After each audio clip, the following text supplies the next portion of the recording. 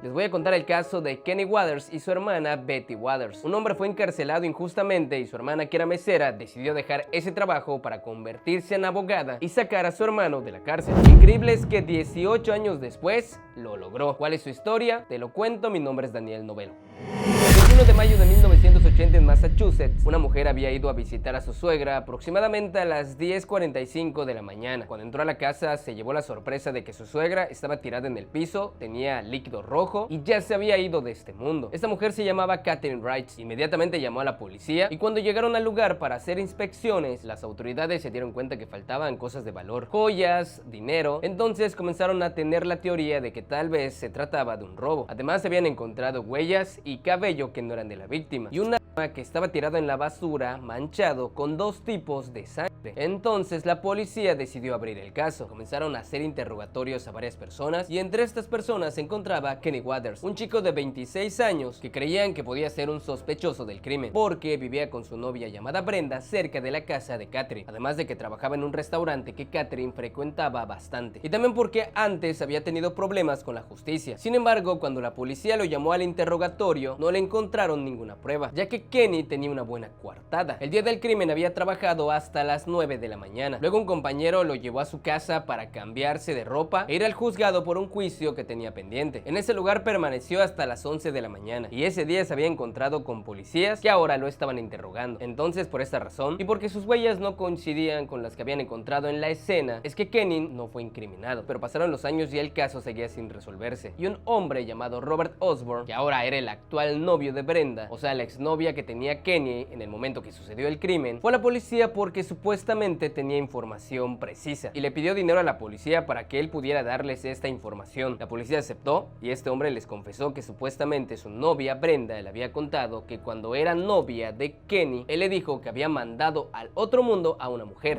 Entonces las autoridades dijeron: ¿qué está pasando aquí? Y llamaron a Brenda para que la interrogaran. Al principio ella negó todo, pero supuestamente la amenazaron con acusarla de cómplice de asesinato y también le iban a quitar a sus hijos si no decía la verdad, por lo que con toda la presión ella dijo que lo que había confesado su novio era verdad. Y según ese día de lo ocurrido, Kenny llegó a su casa con un rasguño en la cara. Gracias a esta confesión y a la de otra exnovia de Kenny, que también dijo que Kenny le había confesado a ella que quería apuñalar y robarle a esta señora, es que fue acusado de asesinato, por lo que fue arrestado y llevado a juicio en mayo de 1983. Pero durante el juicio habían bastantes inconsistencias. Primero, la policía no proporcionó los registros de las huellas dactilares de la escena del crimen. Y segundo, un analista forense dijo tener pruebas de la inocencia de Kenny, ya que en la investigación se habían encontrado 3 cabellos del posible criminal, uno en la escena del crimen, otro en la mano de la víctima y el último en el arma del hombre.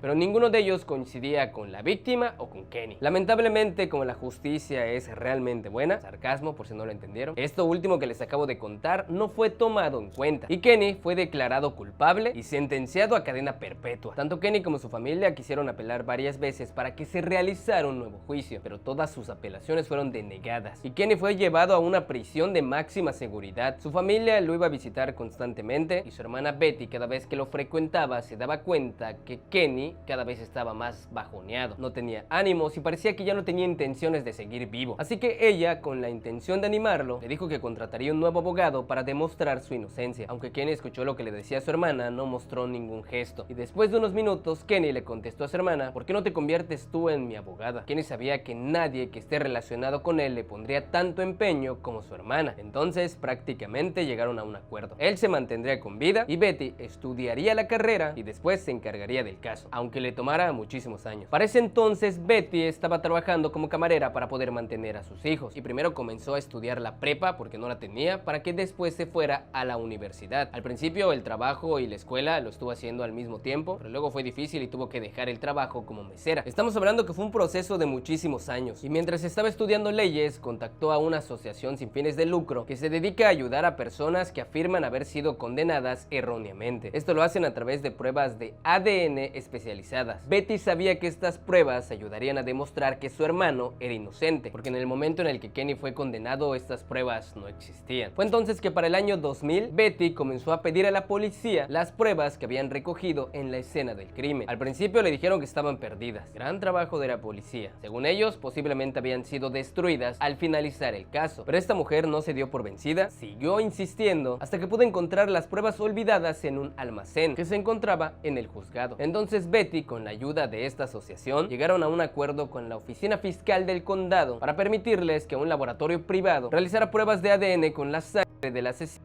encontrada en la escena del crimen. Cuando los resultados salieron, estos no coincidían para nada con el ADN de Kenny, por lo que era obvio que Kenny era inocente. Poco después de que estos resultados se dieran a conocer, las exnovias de Kenny dijeron que habían mentido en su declaración. Casual, ¿eh? Y que supuestamente la policía las había presionado para que mantuvieran esa declaración durante el juicio. Así que con las pruebas y las declaraciones de las ex, en el año 2001, después de 18 años, 5 meses y 3 días que este hombre erróneamente estuvo en prisión por un delito que no cometió, prácticamente por culpa de las ex, por fin fue liberado. Tengan cuidado con quién salen. Lamentablemente, 6 meses después de su liberación, Kenny sufrió un accidente en el cual perdió la vida. Su hermana Betty dijo que durante esos 6 meses Kenny había sido realmente feliz. Se había reencontrado con su hija después de muchos años sin verla y el mundo era prácticamente nuevo para él. Si en tan solo unos 3 o 4 años la ciudad cambia, imagínense. Y Betty estaba realmente feliz porque su hermano había sido feliz